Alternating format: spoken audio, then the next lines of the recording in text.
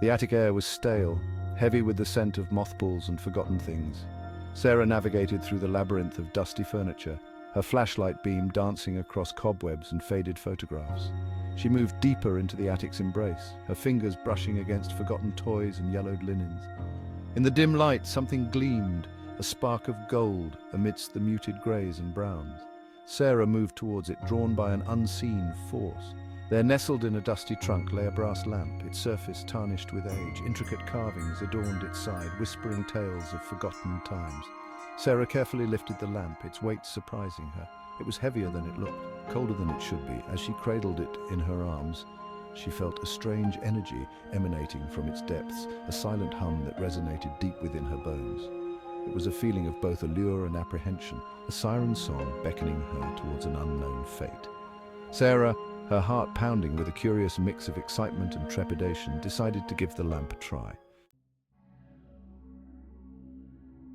The lamp felt cool and smooth beneath her fingers. Sarah hesitated for a moment, then began to rub the tarnished surface with her sleeve. As she rubbed, the strange energy she had felt before intensified, a buzzing sensation that seemed to vibrate in the air around her. The temperature in the attic dropped, sending a shiver down her spine. The air grew thick and heavy, making it hard to breathe. With a sudden pop, a plume of purple smoke erupted from the lamp's spout, swirling and expanding until it filled the small space. Sarah coughed, waving her hands to clear the smoke from her face. Fear, cold and sharp, pierced through her. There was something deeply unsettling about the smoke, a malevolence that made her skin crawl.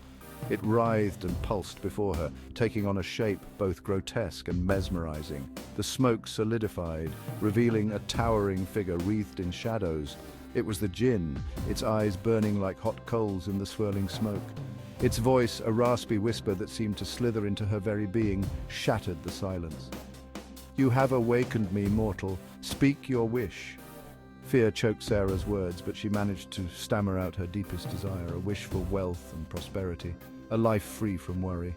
The Djinn's lips curled into a chilling smile, a smile that did not reach its eyes. The Djinn's form was a nightmare come to life. Its body, composed of swirling smoke and shadow, shifted and pulsed, never quite taking a solid form. Clawed hands, tipped with what looked like obsidian, emerged from the darkness, their long fingers flexing in anticipation. Its face, if it could be called a face, was a mask of horror, with eyes that burned like hot coals and a mouth filled with rows of razor-sharp teeth. The air grew heavy with the smell of sulfur and ozone, choking Sarah with its intensity. An unnatural chill permeated the attic, biting at her skin and seeping into her bones. Fear, primal and instinctive, took root in her heart, squeezing tight and stealing her breath.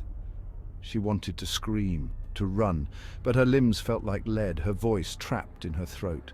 The Djinn leaned closer, its burning gaze fixed on her, and whispered, "Your wish is my command, little one, but every wish comes with a price." The shadows around the Djinn deepened, stretching out like grasping claws. They danced and writhed, reflecting the creature's amusement at her terror. Its voice, a low growl that seemed to vibrate in her very bones, sent chills down her spine. Sarah, paralyzed by fear, could only watch as the Djinn prepared to claim its due.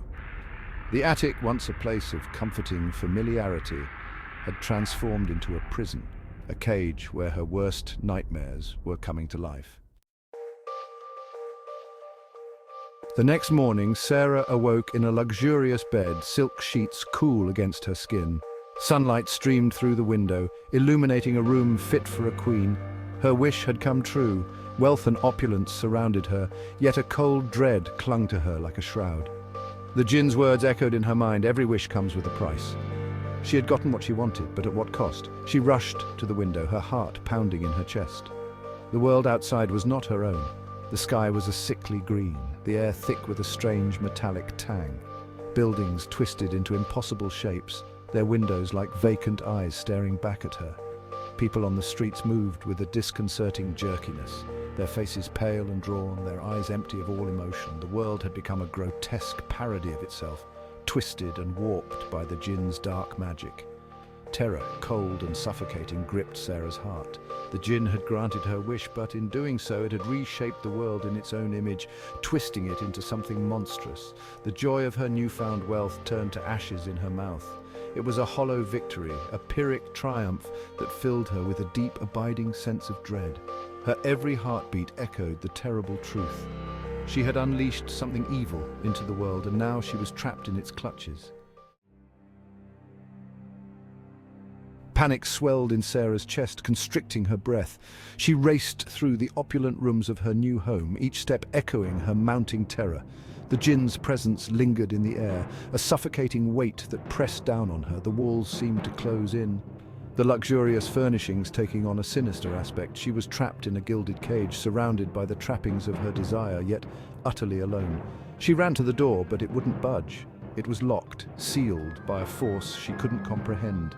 Each frantic attempt to open it only solidified her growing despair. Frantically, she searched for another way out, a window, a hidden passage, anything to escape the suffocating dread that enveloped her.